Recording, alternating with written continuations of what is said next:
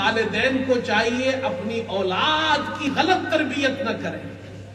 خاص طور پر دین کے معاملے میں ان کو با ادب بنائے، بے ادب نہ بنائے۔ ابو لہب نے اور اس کی بیوی نے اپنے بیٹوں کو طلاق دلوائی، لیکن ایک بیٹے نے صرف طلاق نہیں دی، اس نے جا کر طلاق دی اور گستاخی کی محمد صلی اللہ علیہ وسلم کی۔ جب اولاد بے ادب ہو جاتی ہے، جب اولاد گستاخ ہو جاتی ہے، تو پھر اللہ تعالیٰ ان اولادوں کو دنیا بھی ان کی تباہ کر دیتا ہے، آخرت بھی تباہ کر دیتا ہے۔ اس لیے اپنے بچوں کو ادب سکھائیے۔ میں ہمیشہ ہمارے یہاں بچے پڑھنے آتے ہیں مسجد میں، مدرسے میں، تو میں انہیں یہ کہتا ہوں تمہارا پہلا سبق یہ تم ادب سیکھو،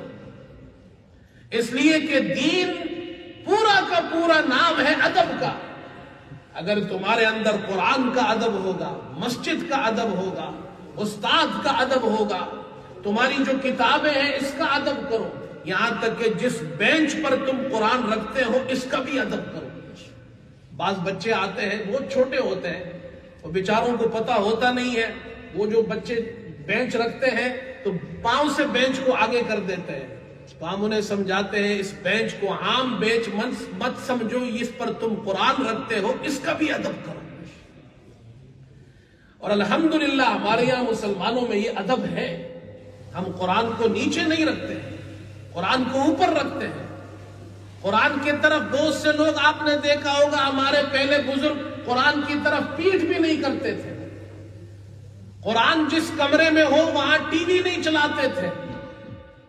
اس کا احترام کریں، آپ کے گھر میں ٹی وی بھی چل رہا ہے، گانے بھی چل رہے ہیں اور قرآن بھی ادھر پڑا ہوا ہے، یہ بہت بڑی بے ادبی ہے۔ تو اسلام نام ہی ادب کا ہے، اپنے بچوں کو ادب سکھائیے۔ ہمارے یہاں ڈاکٹر بسام ہوتے ہیں آکسفورڈ میں، وہ عرب عالم ہے ماشاءاللہ، اللہ نے بڑا علم دیا ہے انہیں، تو انہوں نے مجھے ایک واقعہ سنایا، ہماری اس مسجد کا واقعہ سنایا، اور کہا جب وہ شام کے ہیں، سیریا کے، ماشاءاللہ بڑے عالم ہیں، بہت سی کتابیں انہوں نے تصنیف کی ہے، تو مجھے کہنے لگے کہ شروع میں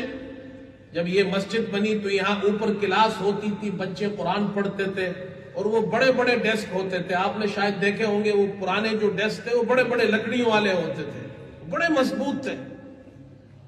کہتے ہیں میں ایک مرتبہ اوپر گیا، اب عربوں کی یہاں یہ چیزیں تو ہے نہیں، یہ تو ہم لوگ ہیں جو پاکستان ہندوستان والے لوگ ہیں، ہم تو اس ڈیسک کا بھی بڑا ادب کرتے ہیں۔ کہتے ہیں میں اوپر گیا، وہ ڈیسک جو تھا لکڑی کا، میں جا کر اس پر بیٹھ گیا۔ اب مجھے یہ نہیں معلوم کہ اس پر یہ بچے قرآن رکھتے ہیں، جیسے ہی میں اس پر بیٹھا وہ تمام بچے جو ہے شور کرنے لگے، مجھے کہنے لگے نیچے اترو نیچے اترو نیچے اترو، تو میں ڈر کے مارے نیچے اتر آیا کہ یہ میں نے کیا غلطی کر دی ہے، ڈیسک پر ہی بیٹھا ہوں۔